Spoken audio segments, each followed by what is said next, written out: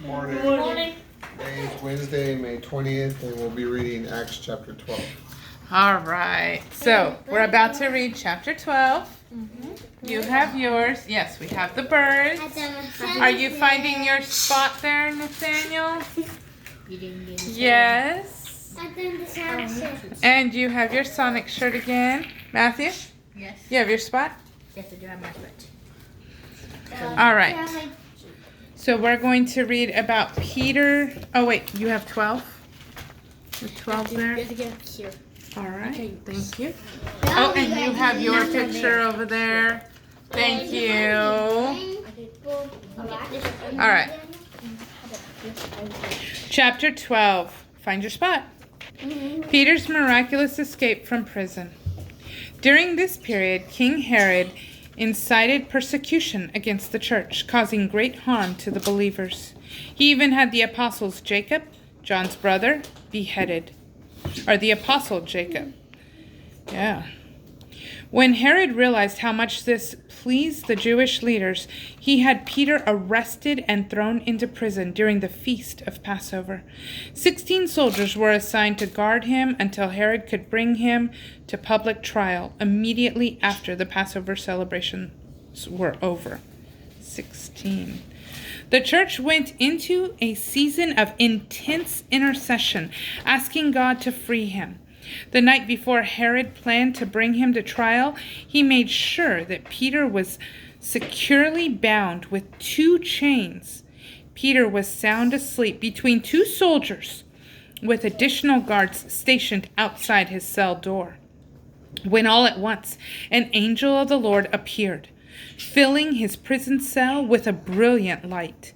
The angel struck Peter on the side to awaken him and said, "Hurry up, let's go."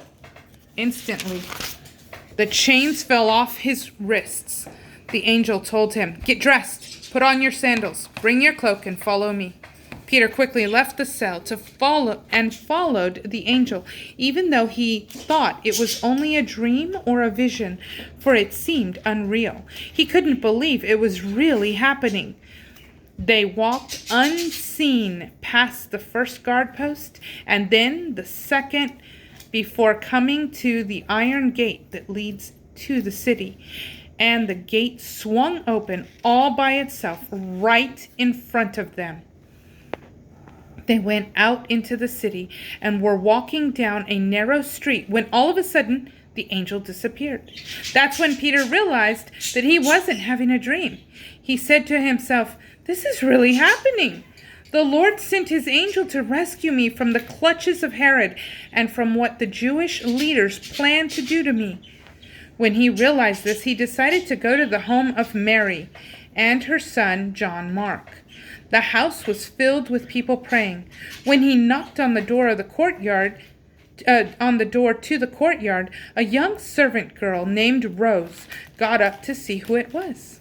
When she recognized Peter's voice, she was so excited that she forgot to open the door, but ran back inside the house to announce, "Peter is standing outside." "Are you crazy?" they said to her.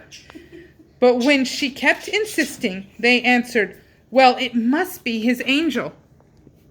Meanwhile, Peter was still outside, knocking on the door. When they finally opened it, they were shocked to find Peter standing there. He signaled for them to be quiet as he shared with them the miraculous way the Lord brought him out of prison.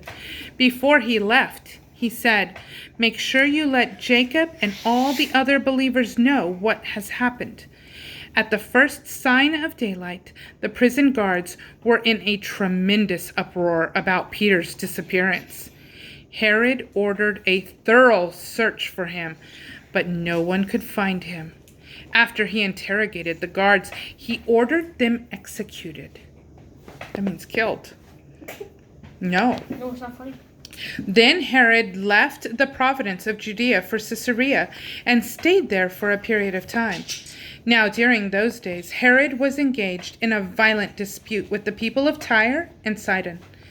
So they sent a united delegation to Caesarea to appeal to him and reconcile their differences with the king, for Herod controlled their food supply.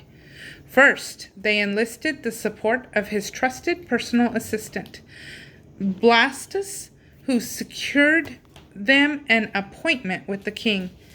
On the chosen day, Herod came before them, arrayed in his regal robes. Sitting on his elevated throne, he delivered a stirring public address to the people.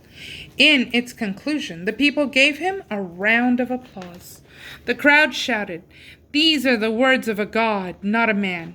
Immediately, an angel of the Lord struck Herod with a sickness, an infestation of worms, because he accepted the people's worship and didn't give the glory to God, and he died. But the people of God's kingdom kept spreading and multiplying everywhere. After Barnabas and Saul had delivered the charitable offering for relief, they left Jerusalem, bringing with them a disciple named Mark, who was also known as John. And that is chapter 12. Bye, have a great day. Please subscribe for the next video. Please leave a like or a comment. Bye. Bye.